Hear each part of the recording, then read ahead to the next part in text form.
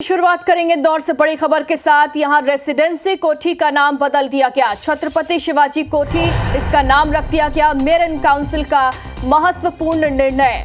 अंग्रेजों की सत्ता का केंद्र थी रेसिडेंसी कोठी, जिसका नाम अब बदल दिया गया। 204 साल पहले रेसिडेंसी कोठी का निर्माण किया गया था, जिसका नाम अब बदला गया है। 1857 की क्रांति के समय भी रेसिडेंसी कोठी पर बगावत हुई थी, उसे तोड़ा गया था, जिसके बाद उसका फिर से निर्माण शुरू किया गया था और अब 2024 में रेसिडेंसी कोठी का नाम बदल दिया गया। इसका नाम छत्रपति शिवाजी कोठी रख दिया गया। मेयर इन काउंसिल की बैठक में ये बड़ा और महत्वपूर्ण निर्णय लिया गया है।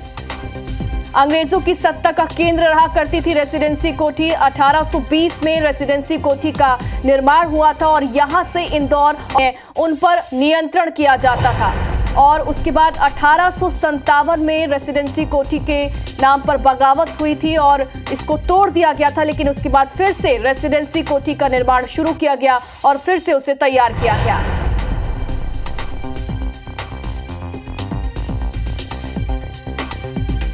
और चलिए, हमारे सहयोगी इंदौर से हमारे साथ लाइव जुड़ गए अंशुल मुकाती। अंशुल, क्या लगता है ये समय क्यों चुना गया नाम बदलने के लिए? क्या महाराष्ट्र चुनाव है इस वजह से यहाँ पर नाम बदला गया, क्योंकि इंदौर में जो मराठी सदस्य हैं, मराठी जो आबादी वो ज्यादा है?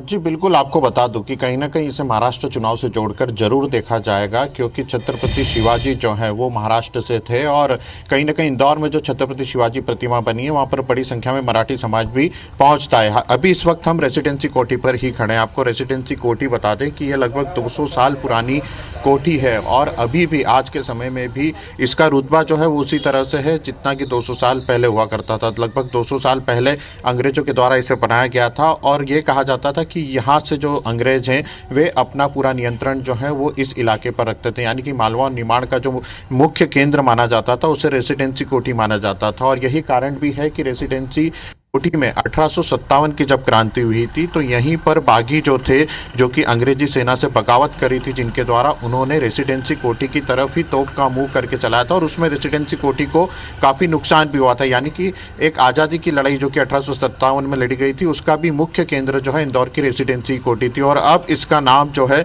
वह बदल के छत्रपति शिवाजी कोठी जो है वो किया जा रहा है। देखिए, रेसिडेंसी जो नाम है वह काफ़ी प्रचलित नाम है। सालों से लोग इस इलाके को ही रेसिडेंसी इलाके के नाम से जाने जाते हैं, जबकि यहाँ पर कई ऐसी अन्य चीज़ें भी, नेहरू स्टेडियम जो है वो यहाँ पर मौजूद है, छावनी इलाका जो है वो यहाँ पर मौजूद है, लेकिन फिर भी इसे रेसिडेंसी कोठी इलाका ही कहा जाता है और रेसिडेंसी ही इसे कहा जाता है। जब भी कोई वीआईपी मूवमेंट होता है, चाहे राष्ट्रपति का हो, प्रधानमंत्री का हो या कोई मंत्री इंदौर में आ रहे हो, तो इसी गेस्ट हाउस में आकर के वो यहाँ पर रुकते हैं और शुरू से ही रेसिडेंसी कोठी इसका नाम चलता गया है। लेकिन चूंकि अब महाराष्ट्र चुनाव है और इसी महाराष्ट्र चुनाव के समय यह निर्णय लिया गया है कि रेसिडेंसी कोठी का नाम जो है वो बदल करके छत्रपति शिवाजी के नाम पर रखा जाएगा, तो इससे कहीं ना कहीं अब सियासत जो है वो जरूर शुरू होती हुई दिखाई दे रही है। हालांकि ये मेयर इन काउंसलिंग का जो कल का जो शाम का निर्णय है, इसमें किस आधारों पर यह निर्णय लिया गया और क्यों इस समय इसकी ज़रूरत पड़ी, यानी कि इसका नाम जो है वो पहले भी बदला जा सकता था, लेकिन इसी समय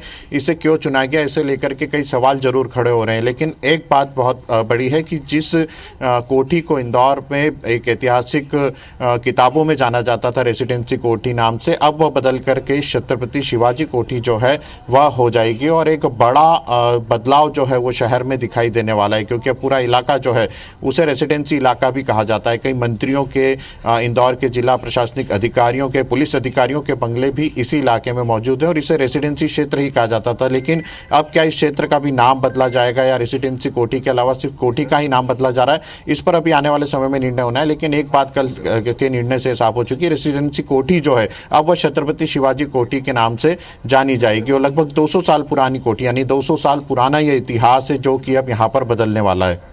अंशुल, इस मामले में क्या किसी की प्रतिक्रिया अभी तक सामने आई है? जैसा कि आप भी बता रहे हैं कि 200 साल पुरानी ये रेसिडेंसी और अब इसका नाम बदल दिया गया, तो जाहिर तौर पर लोगों की प्रतिक्रियाएं सामने आई होंगी।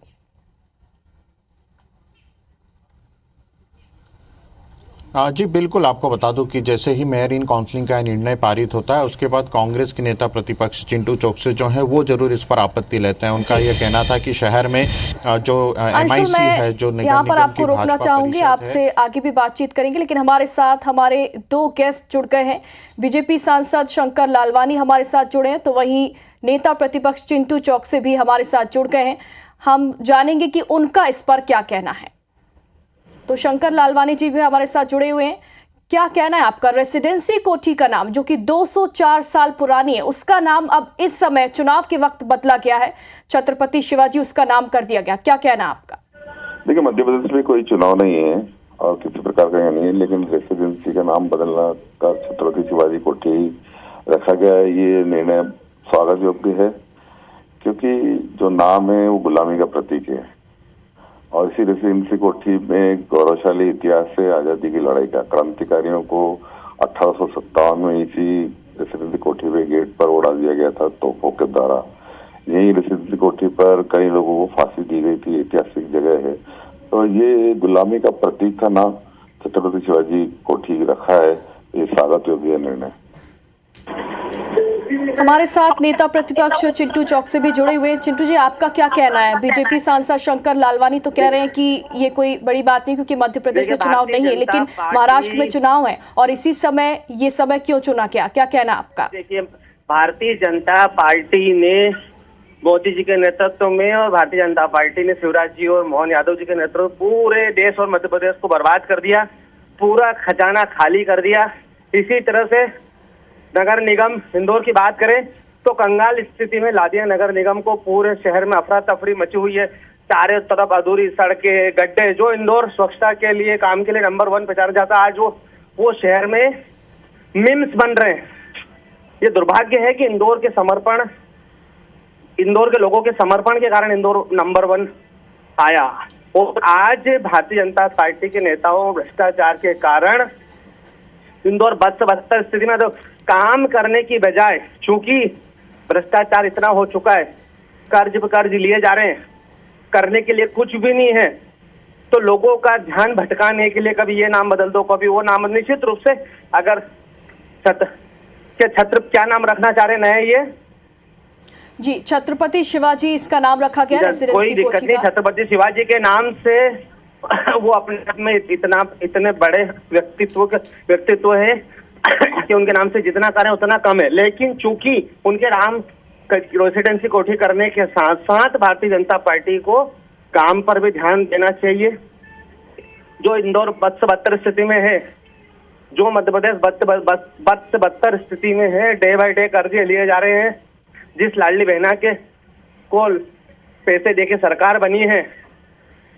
लेकिन चिंटू जी, इसमें आपत्ति ही क्या है? नाम ही बदला गया और जैसा कि आप भी कह रहे हैं कि छत्रपति शिवाजी एक बहुत ऐसा नाम है, महापुरुष के नाम पर ये रखा गया है। लेकिन हमारा आरोप है कि भारतीय जनता पार्टी के पास में भ्रष्टाचार करने के अलावा कोई काम नहीं है। इसलिए चूंकि मध्य प्रदेश की सरकार और इंदौर की लोकल सरकार दोनों अपने काम में फेलियर हो चुकी है, तो जनता को भटकाने के लिए, जनता का ध्यान भटकाने के लिए सिर्फ और सिर्फ नाम बदलना या कोई इवेंट करना, इसके अलावा इनके पास कोई काम नहीं बचा। हमारा कोई विरोध नहीं है नाम बदलने के नाम पर, अच्छी बातें करिए, लेकिन उसके साथ साथ जनता का काम भी करो, तो पब्लिक आपके साथ आएगी। निश्चित रूप से आपने लाडली बहना को नगद पैसे देके वोट खरीद लिए और सरकार बना ली, ये बात अलग है, लेकिन ये कहीं ना कहीं सारी चीजें प्रदेश देश को बर्बादी की ओर ही ले जाएगी। शंकर लालवानी जी, क्या कहना है आपका? कह रहे हैं जनता को भटकाने के लिए ऐसा किया जा रहा है। देखिए, उनके पास कोई मुद्दे नहीं है और जनता ने कांग्रेस को नकारा है। चाहे विधानसभा चुनाव हो, नगर निगम चुनाव हो, लोकसभा चुनाव हो, लगातार हम देख रहे हैं कि भारतीय जनता पार्टी का जनाधार बढ़ते जा रहा है।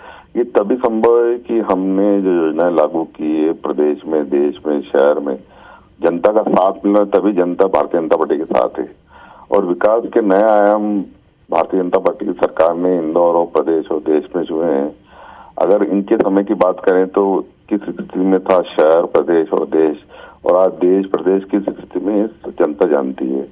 तो जनता ने आशीर्वाद दिया है भारतीय जनता पार्टी को, उनके कामों को, विकास को, और उसी के कारण हम आज विकास कर रहे हैं शहर में, प्रदेश में और देश में।